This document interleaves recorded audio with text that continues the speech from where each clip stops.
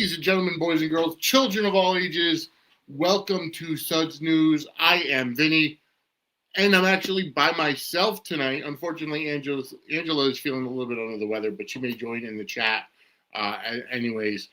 But either way, I am here because, quite honestly, I have to be, and I want to be. I want to talk to all of the great Suds audience out there.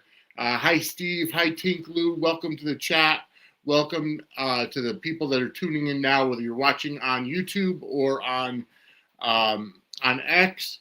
Remember, to get to our YouTube channel, it's just suds-media.com.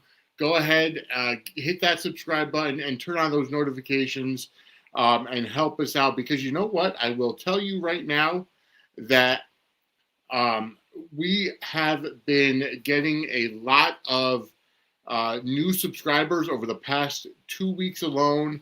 And as of right now, we are at 447 subscribers. So thank you all for subscribing and tuning in. We are 53 away from that 500, and that's all because of the brand new subscribers. Thank you so much for tuning in. Hi, Chad. Hi, Susan. I see you guys both in the chat right now, and I see Nathan as well, and Cappuccino ASMR. Welcome to Suds News. We've got a big week for you today, this coming weekend.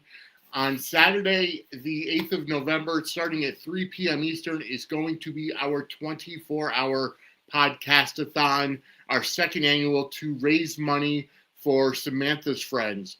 Now, obviously, last year we did 26 hours. We did learn a couple of lessons from last year. One of them being is that StreamYard cuts off doesn't save anything past 10 hours. So with what we're going to do this year is we're going to break it down into 3 8-hour feeds. So from 3 p.m. to 11 p.m. Eastern time will be one feed. From 11 p.m. to 7 a.m.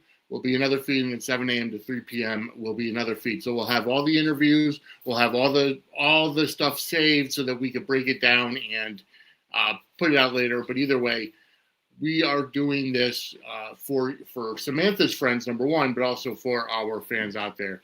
Hey, Del J, welcome to the chat. Got 35 people tuning in right now so far. Thank you all for tuning in.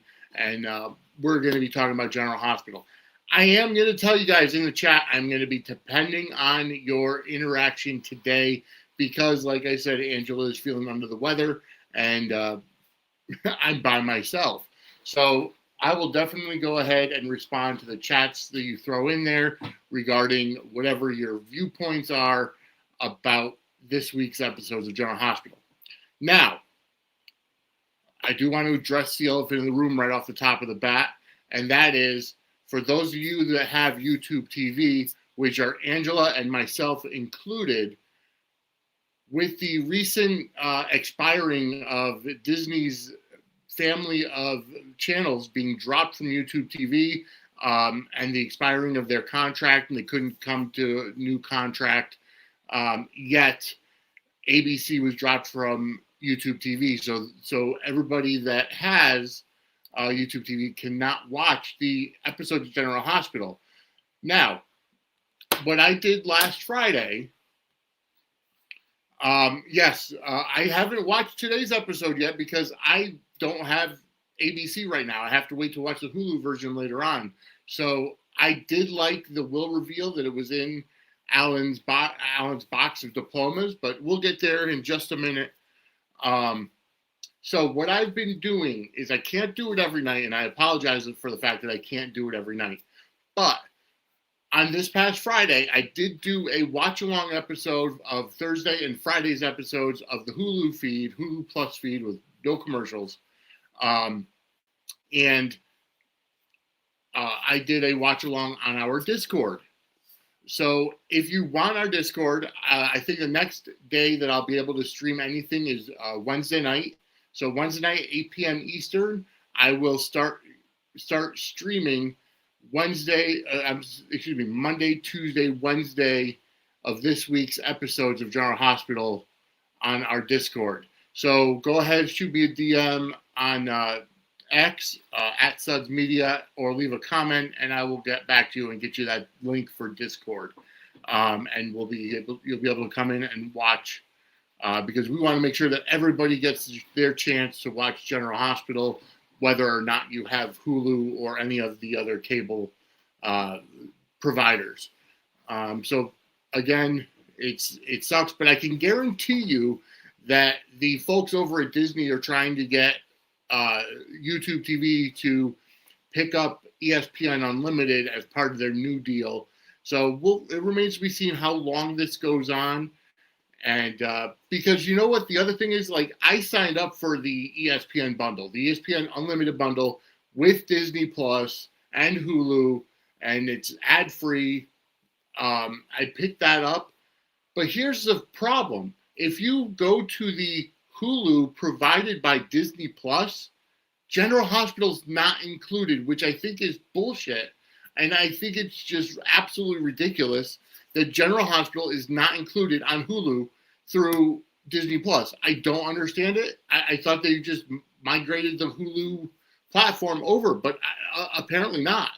I could access GH on Hulu Plus app on the actual Hulu app, but if I go to Hulu on Disney, it doesn't come up. They don't have it. I don't know why. I don't know what the problem is.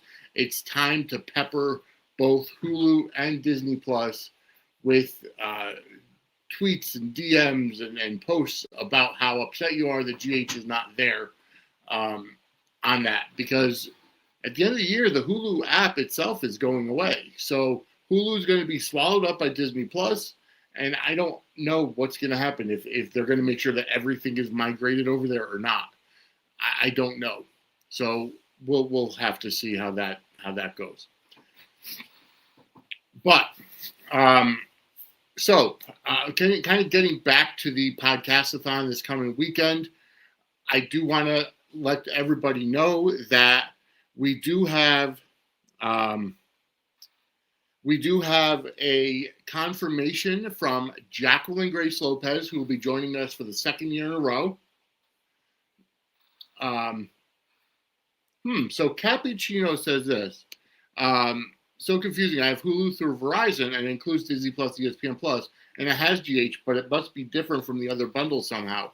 So if you have the Hulu app itself, whether it's through Verizon or not, if it's the standalone app, then General Hospital's on there. But if you just go to Disney Plus and go to the Hulu section, that there's no GH there.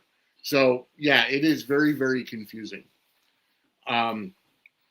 So like I was saying, Jacqueline Grace Lopez has confirmed that she will be back this year as a guest on our podcastathon on Saturday. I'm not sure what time yet. I'm waiting for the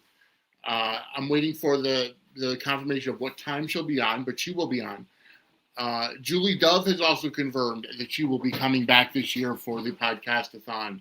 I am waiting for some other people to confirm. I know Angela has a couple of people that she has confirmed. I do want to let everybody know that from 11 p.m. to 1 a.m. Eastern Time, which is 8 to 10 Pacific, James Law Jr. will be joining us. He may have some of his own friends come in to join us, but he will be coming on from 11 to 1 Eastern Time. And then from 1 a.m. to 3 a.m. Eastern, which would be 10 to midnight Pacific Time, Matt from the 10th floor will be coming on to join us as well. And who knows, he may bring some of his friends as well. So we're going to be having a lot of good podcasters come on to talk, and it's all to raise money for Samantha's friends. The other thing I do want to thank is kind of putting on my wrestling hat right now. If you're a wrestling fan and you listen to the Jim Cornette podcast, whether it's the Drive-Thru or the Experience, you may have heard of the name Charlie from Starkville, Mississippi, who wrote in a lot of stuff to the Drive-Thru. Well, his name is Charlie Domino. He is an author. He's gone ahead and donated some of his books and graphic novels that he's written to us to auction off or sell, and the money and the proceeds go to Samantha's friends. So stay tuned to our social media at Suds Media on X, or on our Facebook page or on Blue Sky, and we will go ahead and start auctioning those off within the next week or two. And all those proceeds, again, will go towards Samantha's friends. Chad goes ahead and chimes in and says, I've had so many people tell me in my clips of what's happening with YouTube TV. Sounds very frustrating. It is. And, you know, back in the day, I mean, all these media rights deals have come up because of streaming. That's what it boils down to. It, you know, because the streaming brought a different kind of thing for entertainment, because obviously when we actually had cable and you were plugged into coaxial, I'm not talking about digital cable, I'm talking about just in the 90s where you just plugged it into the wall and came to the TV and you flipped the channels and everything. We never really heard of it. Of course, there was no social media back then, but we never really heard about, you know, channels coming on or going off. I remember when Disney itself used to be a pay channel. It used to be a premium channel like an HBO or Showtime. And every 3 to 6 months, we would get a week free preview of Disney Channel, and we could watch it on our normal cable. But outside of that, it was scrambled because it was a pay service. That was back in the 80s and 90s. So yeah, I'm dating myself, but I remember when that was the case. Now we hear about media rights deals, and YouTube TV has to pay Disney X amount of dollars to carry the Disney Channel and all of the Disney family channels, including the ESPN family and ABC and so on and so forth. It's not like it used to be. Now, if you have an antenna, you can generally pick up the feed of your local ABC affiliate. The problem with that is you don't have, you don't have DVR with it, unless maybe you do. I don't know. But you can't really watch it on demand if that's what you choose. It's literally like watching cable, watch your live TV.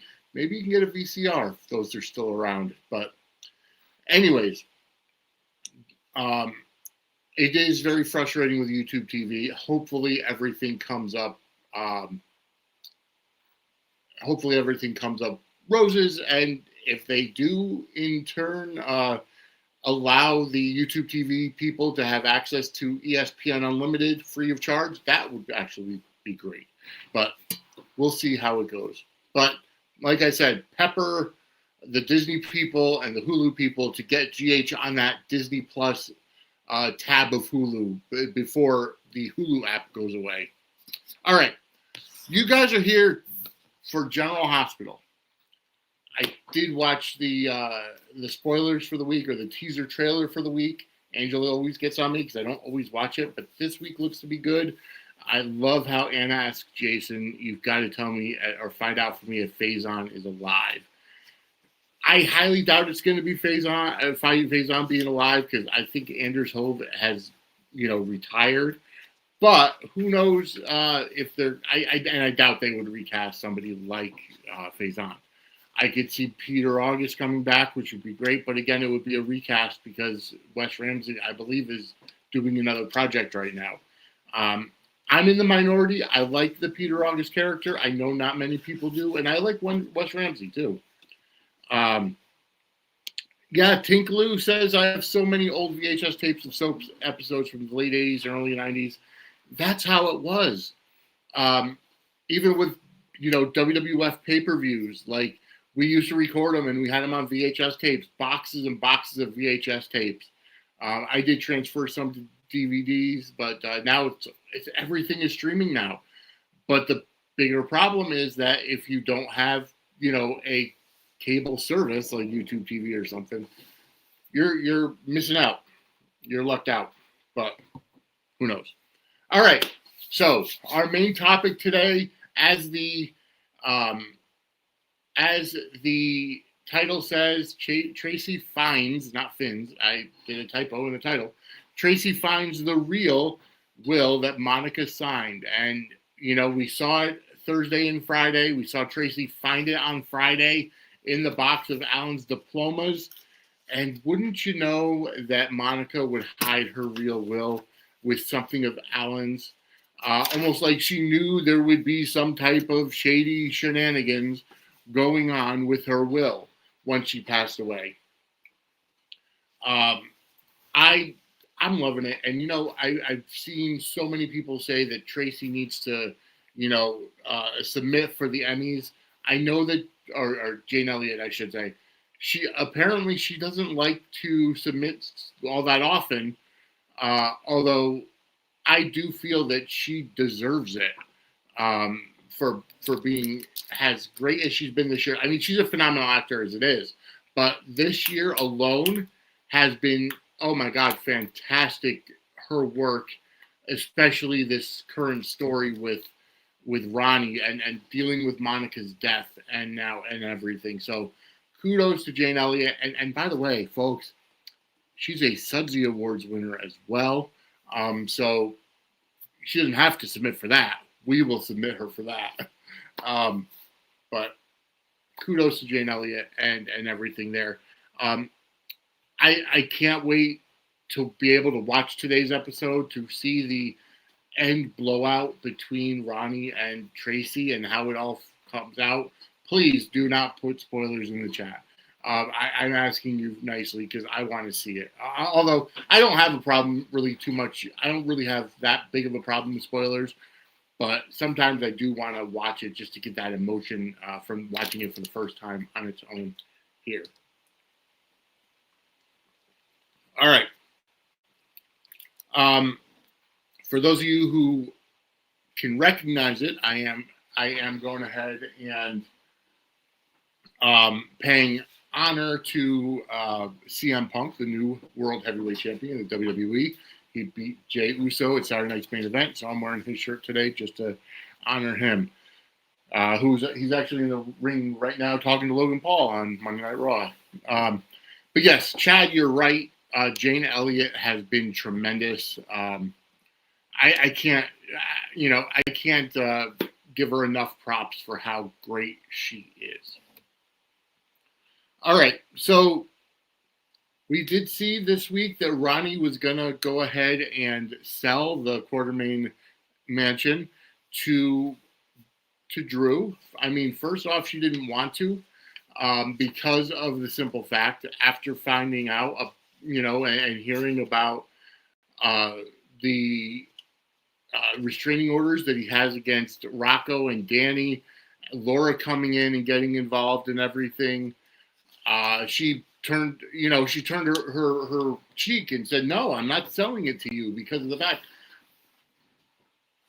I'm going to say this, not knowing what happened on today's episode, I really feel that Ronnie, even though she may have been a con woman, I do feel that she was caught off guard with getting the house from Martin.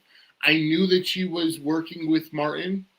Martin kind of found her out of the woodwork and said, "Listen, I'm going to redo Monica's will and have her leave the house to you, and then you can sell it to Drew." So I think she kind of knew about it, but she really wasn't too interested in going through with it. It was either that or she just, she wanted to stick it to the Quartermaines because Monica and her had such a bad falling out years and years ago. I don't know what happened today again, so I'll find out for myself, but that's kind of like my idea at this point in time.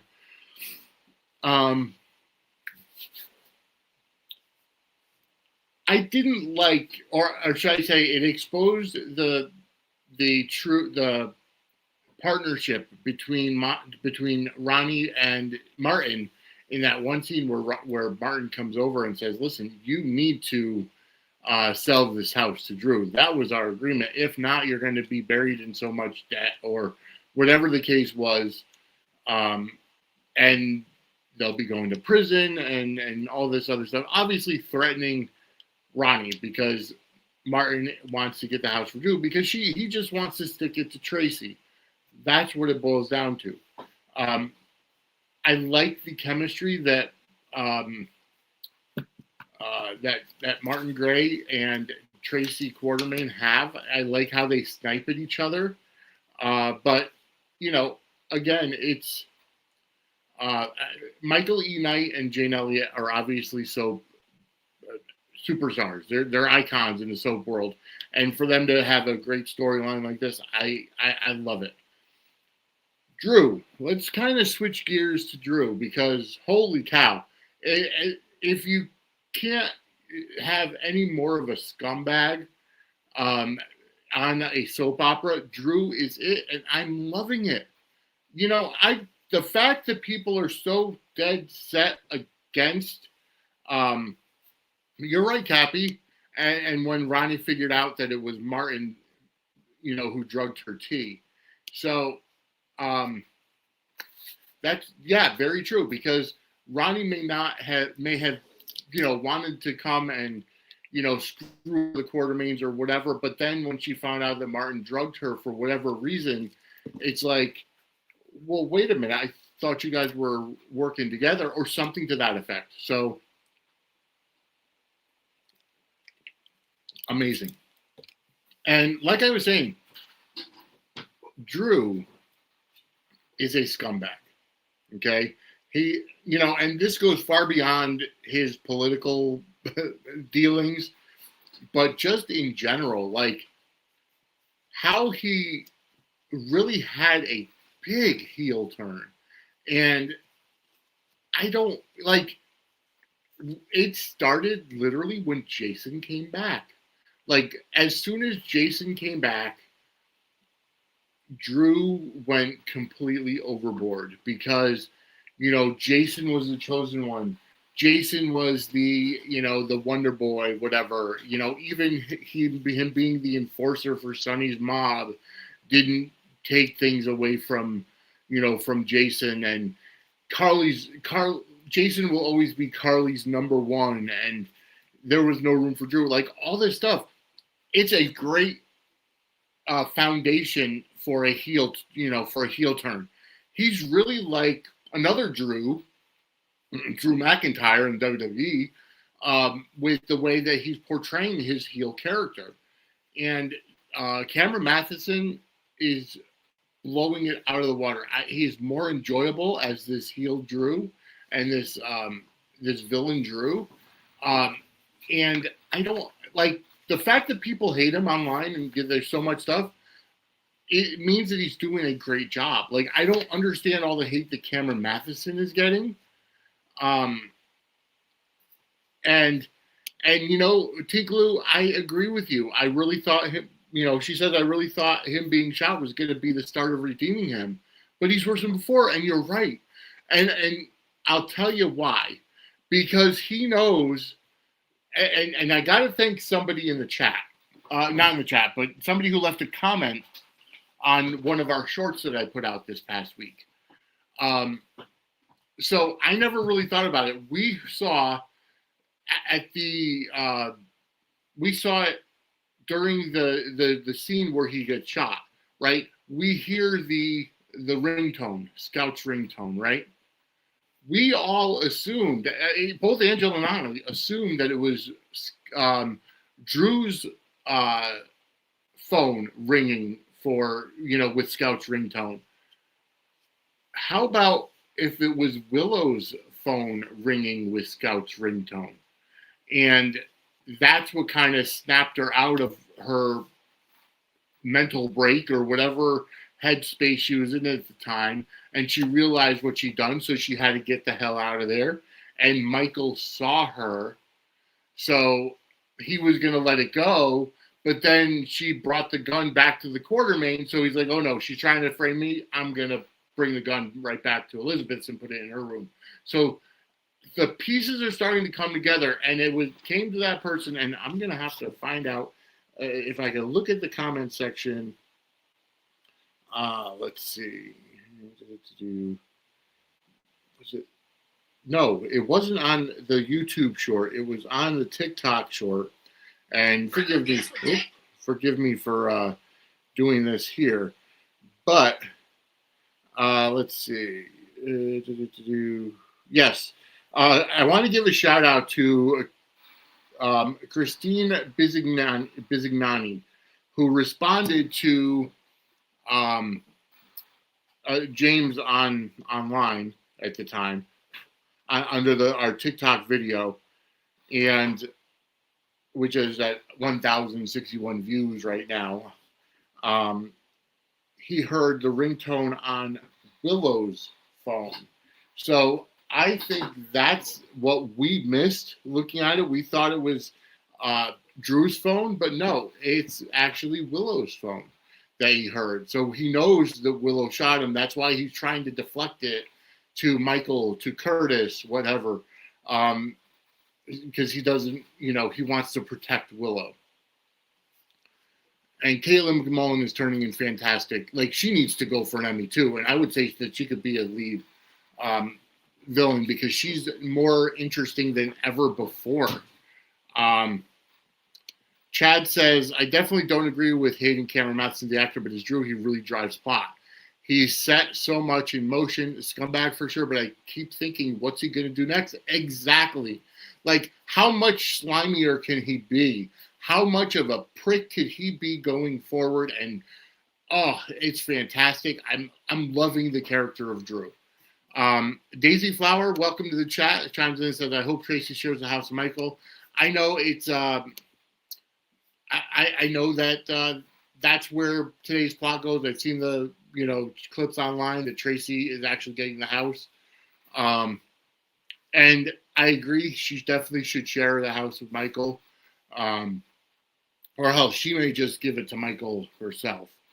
And I just for all the people that have just tuned in, I did not get the chance to watch today's episode of General Hospital because I have YouTube TV, which dropped ABC, so I'll have to watch the Hulu version either later tonight or tomorrow. And for those of you that do have YouTube TV and don't have a way to watch General Hospital, if you don't have Hulu or don't sign up for ABC.com or whatever the case was, this Wednesday at 8 p.m. Eastern, I'm going to be doing a watch along of the Monday, Tuesday, and Wednesday Hulu episodes of General Hospital on our Discord. So if you have, DM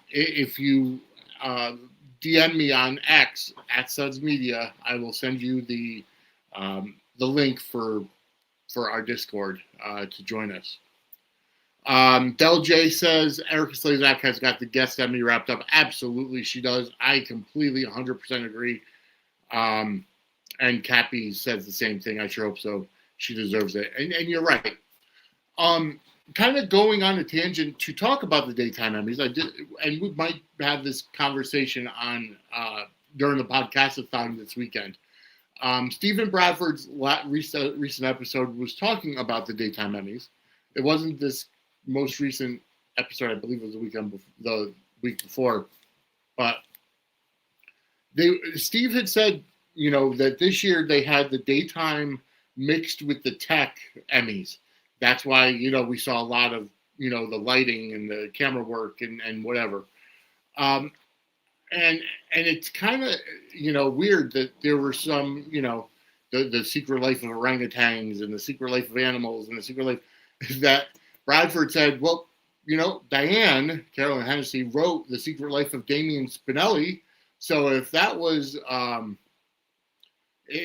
going, to be a TV movie or a movie on Netflix, I think Secret Life of Damien Spinelli could have been a daytime Emmy winner this year. So that's that was a cool thought. But Steve actually brought up the fact that General Hospital lost I want to say it was the hair and makeup category to the Drew Barrymore show.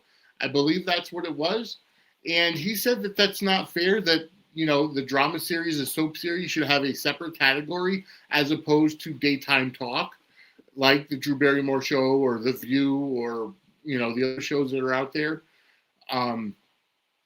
Because of the simple fact that the makeup and costuming and hair design, for soaps, they have such a harder job because they're dealing with many more people than just the one TV host or 4 TV hosts or whatever. So they should be separated and have the, best hair and makeup for daytime talk and best hair and makeup for drama series. So hopefully going forward, they will have that. Next year, Beyond the Gates is eligible for the daytime Emmys. So with their budget, with their costume and set design and costuming budget, you damn well know that it's going to get a nod for those Emmys next year as well. So we'll remain to be seen how things go on. But I agree with Steve on that one.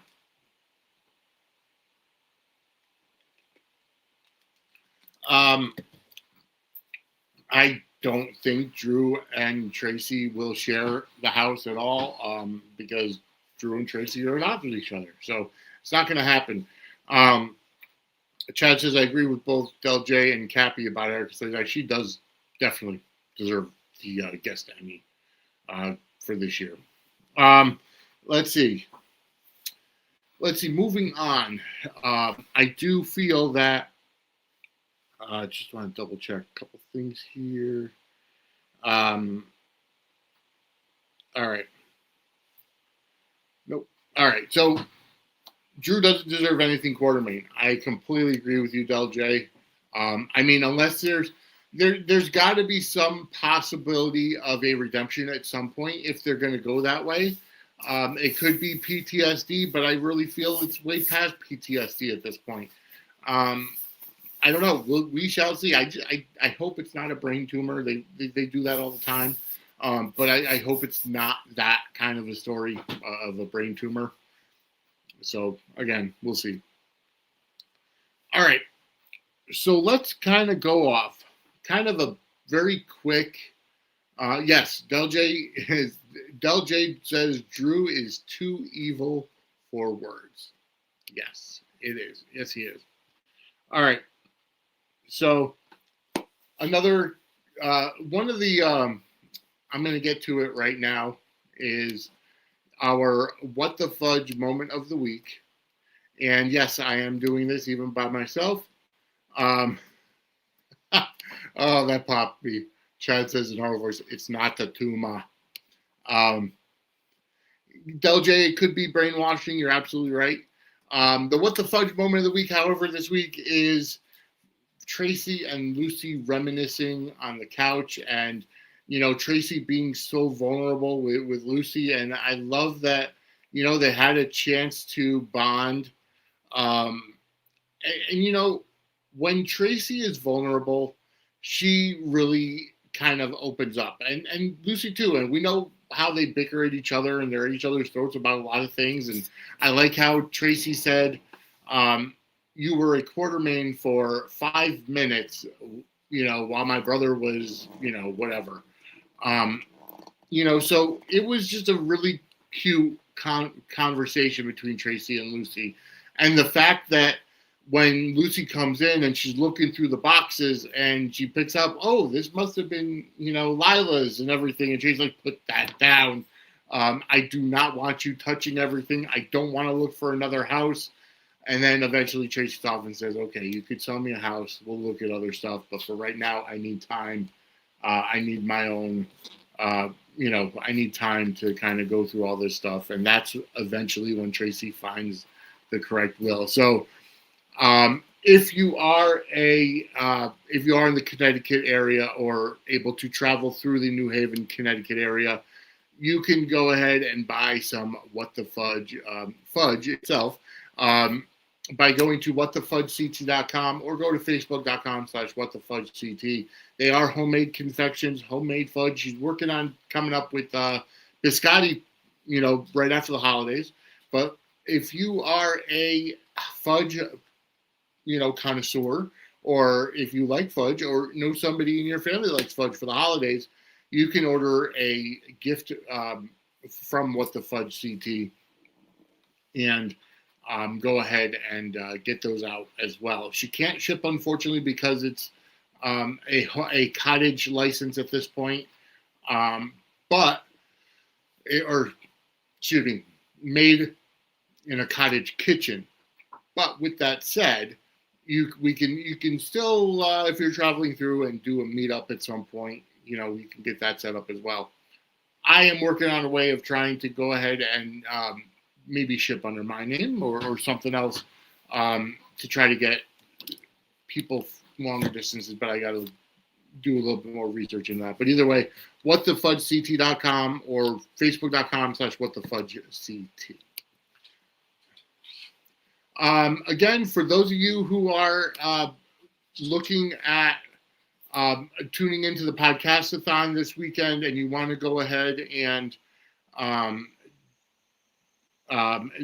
you want to go ahead and donate, because I am challenging our viewers, our audience, our listeners, our fans to double the giving for Samantha's Friends this year. Last year we gave $350. I am challenging everybody to go ahead and give $700 this year. And the Venmo link is there.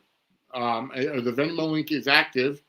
It is venmo.com/u/Suds and Squared Circle. So I want to go ahead again and share that to people. I am going to go ahead and put a QR code up.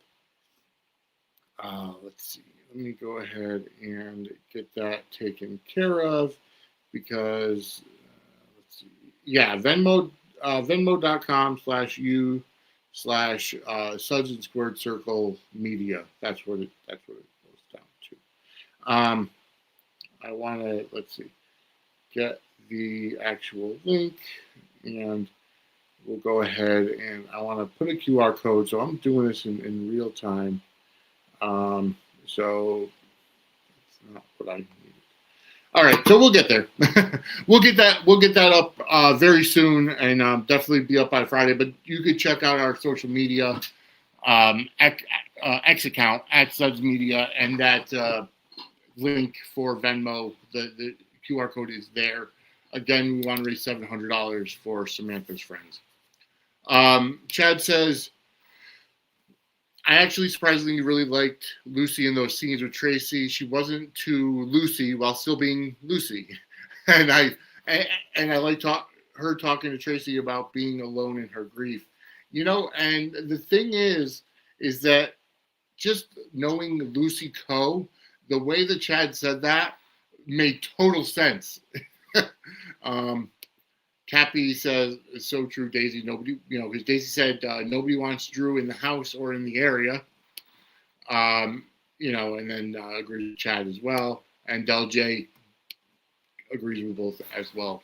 But okay, folks, I do want to go ahead and point out that we are looking at a new merchandising platform. So bear with us. Hopefully by next week, all that'll be up with newer products, newer merchandise opportunities, and newer things to do. We are looking into a couple possibilities and getting it set up. So I just want to let everybody know about that. All right. Moving on. So let's see. Let's go ahead. Moving on. So, we finally got a chance to see Professor Dalton this week. And actually, he's getting replaced. No, he's actually getting a partner. Or he's going to now be working for Britt. One of the two. The way Sidwell comes in and says you're fired, and then, or your progress has been stalling, was really funny because then he introduces Britt into the scene. And now we know, obviously, that Britt and Dalton are going to be working together.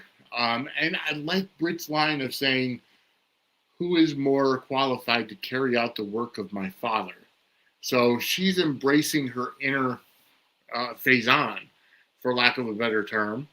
And again, I'm here for it. I would love for Kelly Tebow to put all of her energy into this type of a story instead of worrying so much about the Jay Britt pairing, because Jay Britt may or may not happen. But I like how the Britch is back, and she's really deep into the cold fusion that Sidwell and Dalton are working on, but we still don't know who C is the center of the medication, so we'll find out. And I do want to say that Jason and Britt had a really fun scene in The Brown Dog. They were talking about everything, and I like how, Jason says, I need to know what happened to the 5 poppies.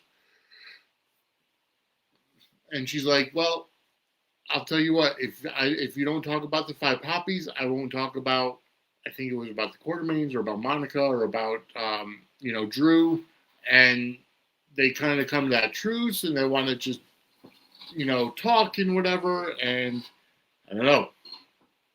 Did they end up in bed together? I don't think so, but that's what we saw on Friday. I don't think so, but, I have a feeling that Britt is very unfulfilled in her physical love life. And if you are feeling unfulfilled in your physical love life in the bedroom, I know who you can call. Are you having problems in the bedroom? Are you having problems with your sex life? Well, I know just who to talk to, and that's Lori.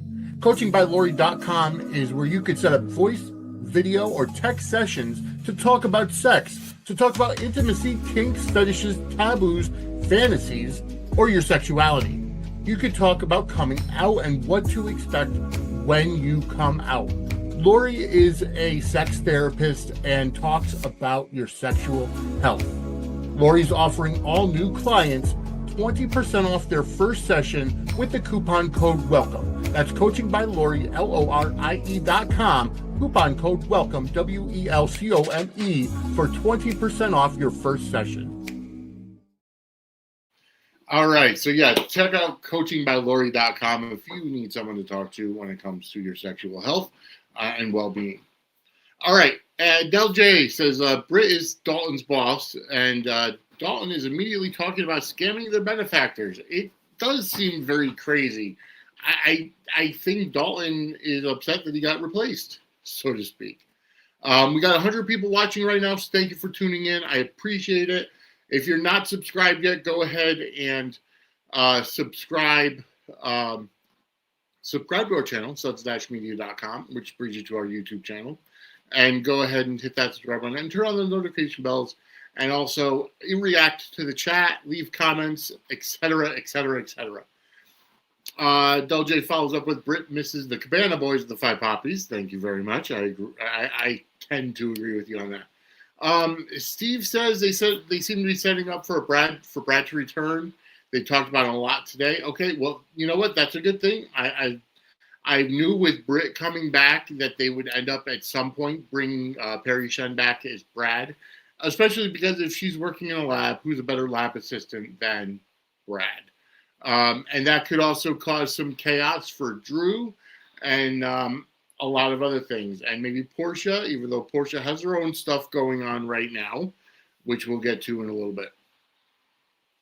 I wouldn't mind seeing Brad come back into this type of a situation, into this setting, because he is a lab tech and he knows his way around the lab. And not to mention,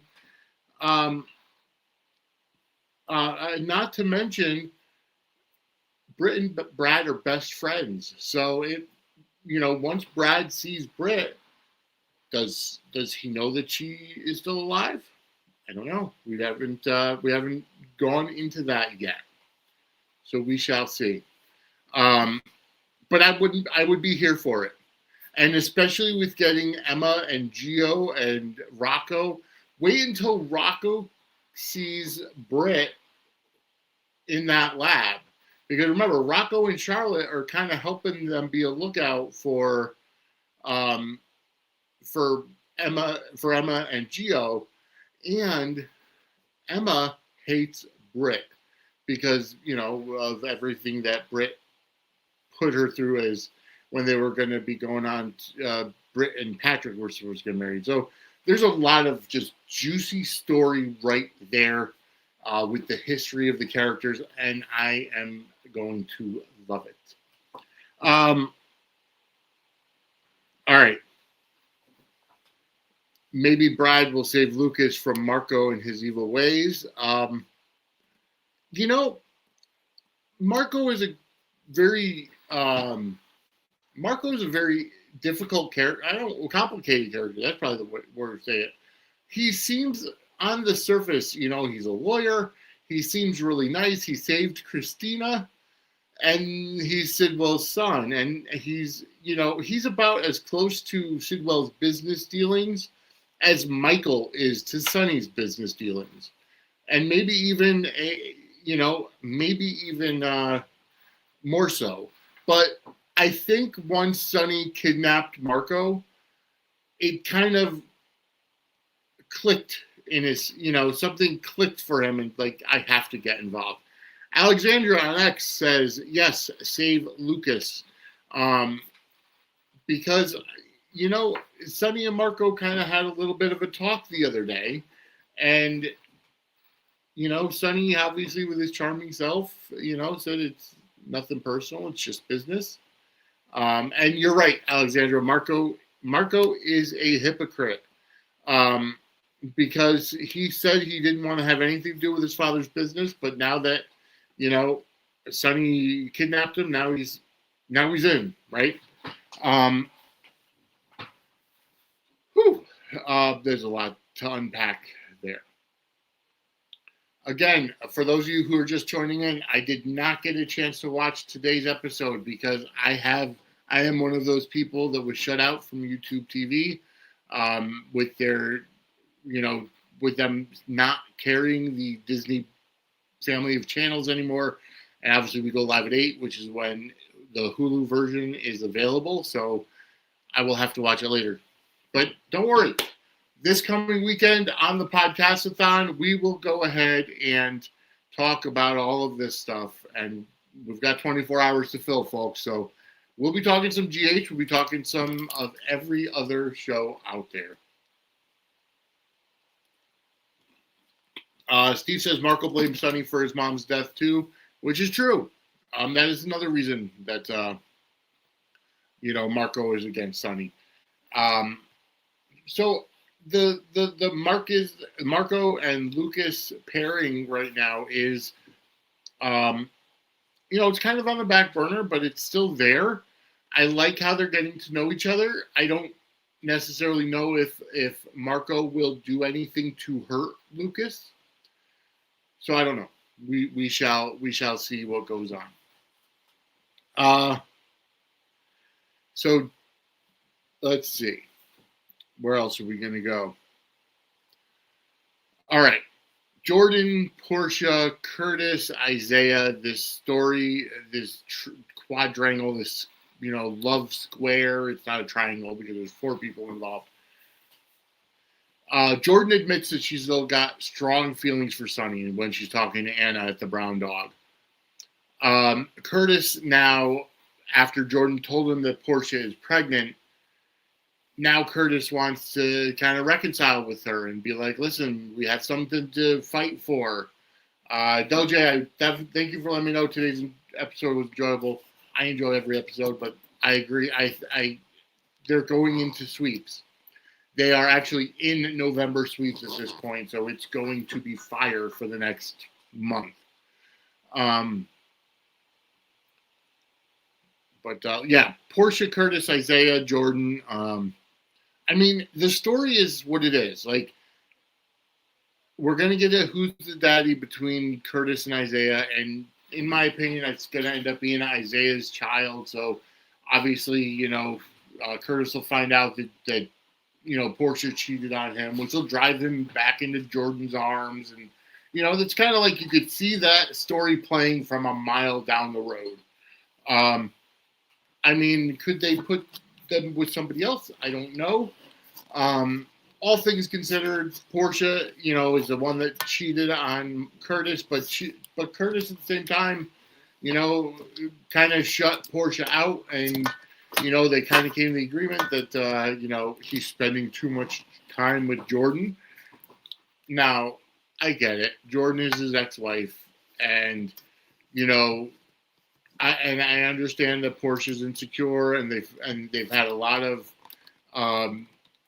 different differences of opinion. They haven't been seeing eye to eye for the past year or so. I just don't. I don't want to see Jordan and Curtis back together. And Portia and Isaiah is fine, but they need some more. Some fresh blood in that story. Wait until Trina finds out her mother is pregnant. And Del J, I think you're right. Curtis doesn't deserve Jordan or Portia. Jordan shouldn't have said anything about the pregnancy, and she's being yeah, and I agree. See, here's the thing when it comes to here's the thing when it comes to the Jordan Curtis dynamic. And I've said it before. My best friend, it happens to be one of my ex-girlfriends. And she was actually the best woman at my wedding. So we do talk, and we we share stuff with each other. I don't believe that, Curtis and Jordan, were initially working on that intimacy back towards each other, right? And Curtis, in my opinion, it's okay for him to kind of vent to Jordan about his relationship if they got to that place in their relationship. If they're not, the feelings aren't there or what have you. So that's the one bad thing about where we are with that story at this point, because I don't think that Curtis and Jordan have got to the point. Of course, Port Charles is a very small town. I don't think they got to the point yet of got to the point of past the romantic feelings. Obviously, they both have feelings for each other still. Curtis is a very big hypocrite. He broke up with Jordan because she couldn't tell him stuff about her job, right? Because she was a cop, commissioner. So, Alexandra says, "Are you a Curtis apologist?" No, I'm not. I feel that I see some of his point of view, but not all of it. He's a hypocrite through and through. He broke off his marriage with Jordan because she couldn't tell him stuff about her job, but yet, he was keeping secrets, especially about the Drew stuff from Portia, and not telling Portia when he was talking to Jordan all the time and hanging out with Jordan. But Portia's also very insecure as well. And she's got her own mess as, also. But in my opinion, here's my 2 cents. Neither Portia nor Jordan, like Del J said earlier, neither Portia nor Jordan deserve or should have Curtis. Curtis doesn't deserve either one of them. Let's get a Jordan-Portia relationship in there. Now we're talking. But, who knows? Isaiah is a good guy. I like, his morals are a little out there, considering he's sleeping with a woman who's not only his boss, but also a married woman. And I'm not judging. Things happen. We just had, our commercial for coaching by Lori. It's a possibility that they could, get back to each other, but no, they're not going to. And I do believe that,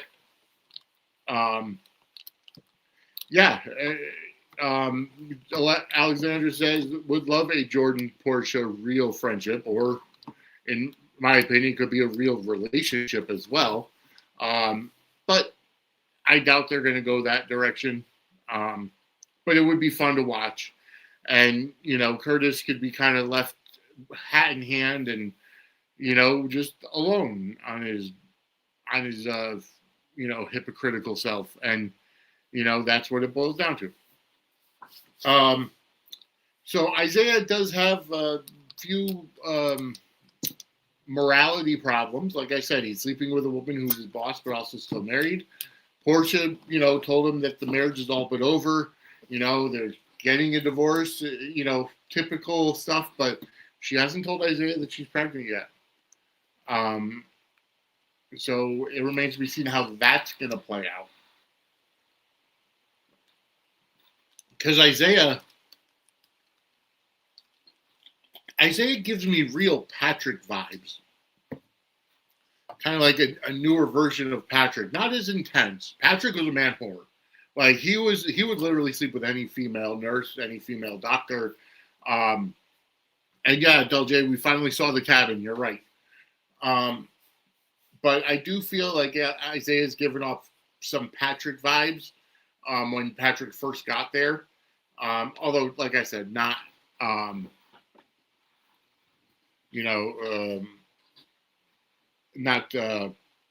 not as intense as Patrick was, because Patrick was all over the place, and he slept with a lot of women in his time. Chad says, I second that. Portia and Jordan honestly could do far better than Curtis. I won't spoil today, but agree. You'll see for yourself there. So, again, we'll see where that ends up. Let's see. Anything? I know I haven't talked about absolutely everything. So Cody went to Molly and asked about, what rights that he has as living at the Quartermaines, because obviously Ronnie wants to sell him to Drew. I like Cody and Molly, and they're finally getting the chance to kiss and get into a real relationship. I'm here for it. I think it's great. Cody's, somebody who doesn't always take life seriously, and he's fun. He's outgoing. And then you have Molly, who's literally by the book. She gets, she's like Alexis in a lot of ways. I do like that relationship, and like I said, their ship name, if that's what the kids call it these days, I just hope it's moldy. I'm sorry. MOLDY, moldy, #moldy. No, I hope not. It'll probably be Collie, COLY, not to be confused with the dog, which I do love dogs, so I love collies. I've had a couple of collies in my life. I'm okay with collie, just not moldy. Thank you very much. That's my, TED Talk. Do not call them #moldy. But either way, let's see. How about this past week when we saw Ronnie go into Bobby's, and Brennan is sitting there, and she comes up with, Joey, is that you? Obviously an Easter egg there for those of you who are One Life to Live fans, and Chris McKenna played Joey Buchanan, Vicky's son on that show. So I kind of like how that opened up. And then Carly comes over, and Carly's like, oh, well, my son lives there, and, the Quartermaine house, and you're selling it out from under him. And she says, Michael Corinthos is my son. And then they go into that, and then Gio confronts Ronnie about selling the house, and Ronnie's just feeling like shit this entire time because she doesn't even want to sign the house over to Drew. Like, I think she's having serious regrets. And Chad, you're right. I definitely enjoy how Molly and Cody's differences counterbalance each other. And yes, that is the right way of putting it. It's kind of like the yin to the yang, So that's just how it balances, how they balance each other out. Folks, we got 119 people watching. Thank you so much for tuning in. I hope that I haven't put anybody asleep yet, because I know that I could potentially have that kind of voice that could put you to sleep. So either way, I want to thank you for tuning in. If you're not subscribed yet to suds-media.com, go ahead and go there and,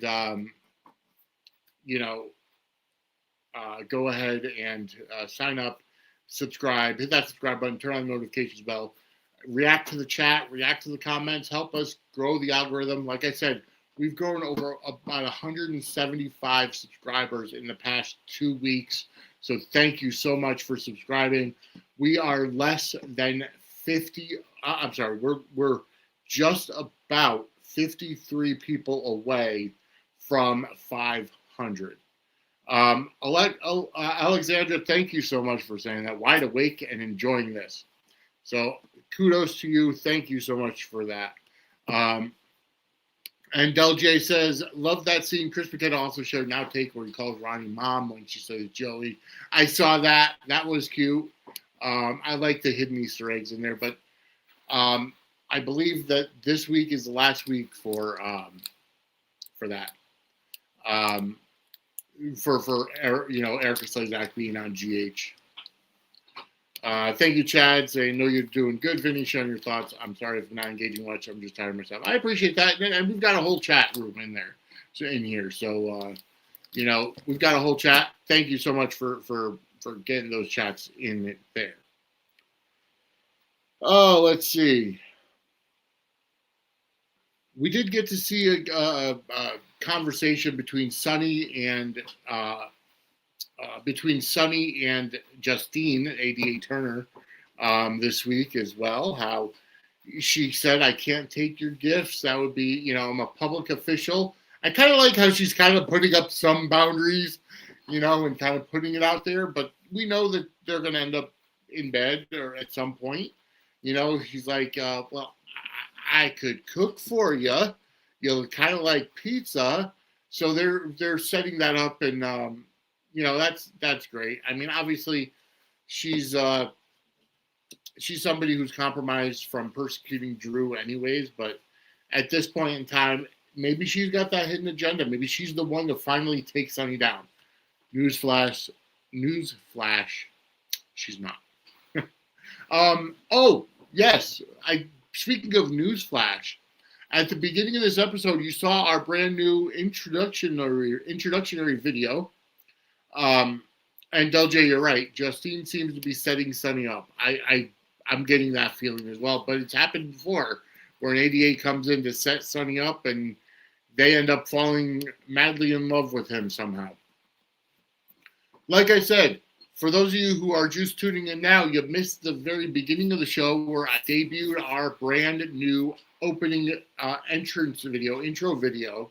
So I'm going to go ahead and play it right now for everybody who are just tuning in, and it gives it more of a news show feel with a little bit of soapiness to it as well. So here's our brand new Suds News opening video.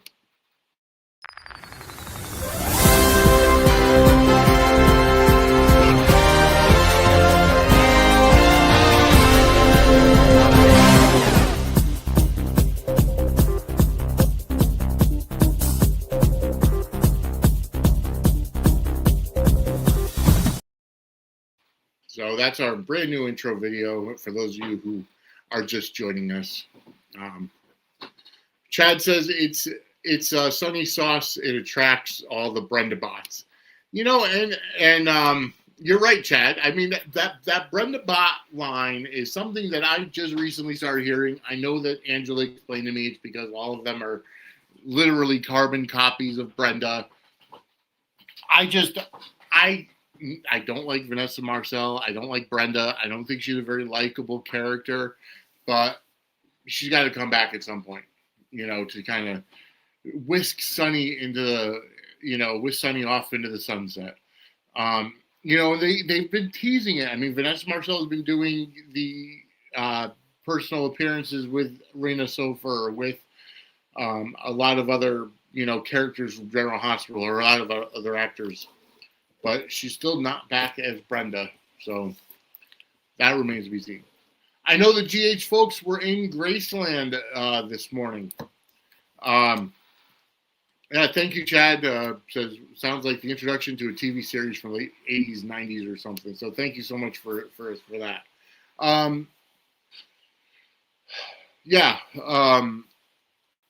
Let's see. I lost my train of thought there. But regardless, the whole idea of Brenda bots, we've seen multiple DAs come in and try to get Sonny out. But it remains to be seen if or when Brenda comes back, because apparently she'll only come back, and that's to when Maurice Bernard retires. Brenda bot number 5 says Daisy Flower 40. All right. Okay, I want to ask you guys about the whole Lulu Rocco dynamic right now, because Rocco and Charlotte are obviously lying to Lulu regarding Britt and Rocco obviously lied to her about seeing Britt. No, Chad says, did you see the video of Josh Kelly on the horse at Graceland and Kelly Tebow dressed up as Elvis? No, I did not see either one of those. I'm going to have to look it up. I mean, Josh Kelly is a fantastic actor, and he's a natural comedian from what I've seen. And he's a Roddy Piper fan, so he's got to be quick-witted. So I will have to take a look at that as well.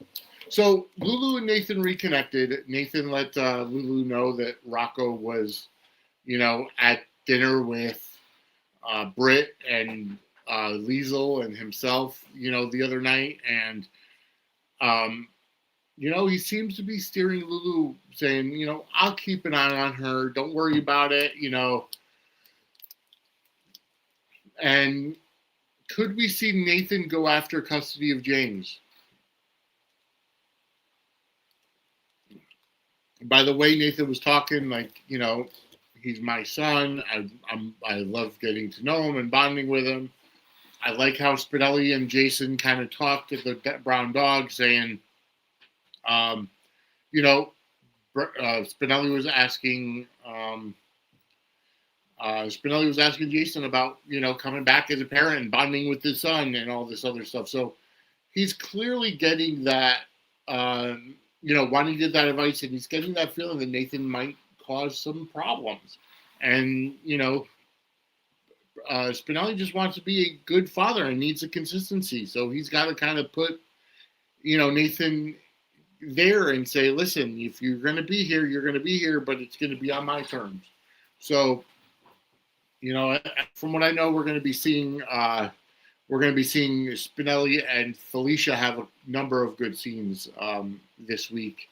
So we'll see how that, what that plays out as. And Del J says, I hope Nathan doesn't take James away from his siblings. So I agree. I hope not either. I mean, I like the character of James. He's a rarely precocious child. And having his father, his real father, biological father, in the picture right now is good. Which means that Maxie actually has two kids that are their fathers are alive. Obviously, Bailey Lou's father is Peter August. As of right now, he's dead. All right, folks. I've been at it for an hour. We did know on Wednesday that Valentine got an unexpected guest. It was Carly in a wig. And they're going to work to take down Brennan. And I like how Jason asked Carly, why are you still with him after everything I told you? And she's like, I have a plan. She didn't really get into specifics, but it's a Carly caper. And I want to see where it goes. She's playing to his ego. She's stroking his ego.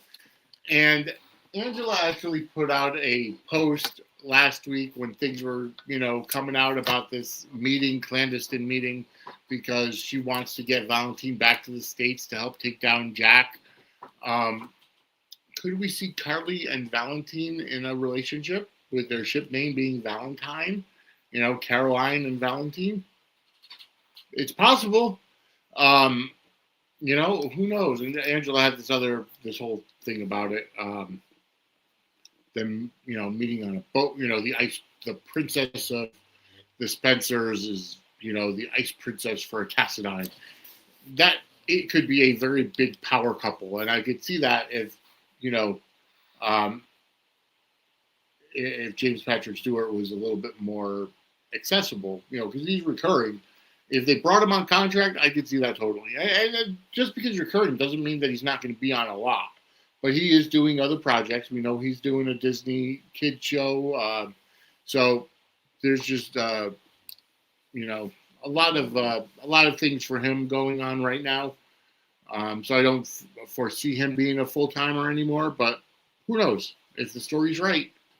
And we could see Jack with Anna. So we do know that Anna gets smothered with chloroform later this week. So again, let's see.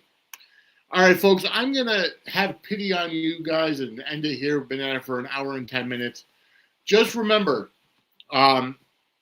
this coming Saturday into Sunday, 3 p.m. Eastern time, Saturday the 8th to 3 p.m. Eastern on Sunday the 9th, is going to be our second annual 24-hour podcast-a-thon to raise money for Samantha's friends.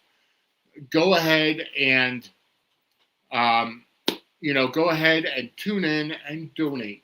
The Venmo QR code is on our social media at Suds Media. It's pinned right up at the top. Go ahead and scan that and donate. All the money is going to Samantha's friends. I want to raise $700 this year, which is double what we did last year. If you want to learn more about Samantha's Friends, go to samanthasfriends.org. They work with a lot of nonprofit organizations and charities that help with rehoming and training service animals for first responders and veterans and people that need them. And then when, their owner dies or they need to be rehomed for whatever reason, these organizations help rehome those service animals. So check it out. It's all for the dogs. It's all for the service animals. And that's what we're going to be doing this coming weekend. So it will be on these three same networks that you're watching right now. It's our YouTube channel, which is suds-media.com. Our X account for @Suds Media and also @Brooklyn74. We're going to be streaming from 3 p.m. to 11 p.m. is segment 1. 11 p.m. to 7 a.m. is number 2. And 7 a.m. to 3 p.m., and these are all Eastern time, is segment number 3. So, folks, I'm out of time. I'm taking pity on you. Thank you for all the positive stuff in the chat today. Thank you for tuning in. And, I agree, Cappy. Hope Angela feels better soon as well. She'll be back for the weekend. Donald Peebles will be joining us this coming weekend. James Law Jr., Matt from the 10th floor, Alice Boza, who's the chairperson for Samantha's Friends and the founder, will be on with us. We have confirmed that Jacqueline Grace Lopez will be on Saturday. I'm not sure what time yet, so stay tuned to our social media once we announce it. Julie Dove will be back. Angela did get a couple more people. So, and Alexandra, thank you for loving the new intro. And we're also going to be here every Monday night at 8 p.m. Eastern time. So you can find me at Vinny Suds on Facebook and X. At Suds Media is the network X account, which I use most of the time. On Instagram and Threads is at Suds and Squared Circle Media. And check out our TikTok, which is at Suds_media. But for everything, go to suds-media.com, bring you to the YouTube channel, hit that subscribe button, and turn on those notification bells. I'm Vinny. I will see you next week as we go forward with more Suds news. Have a great night, everybody.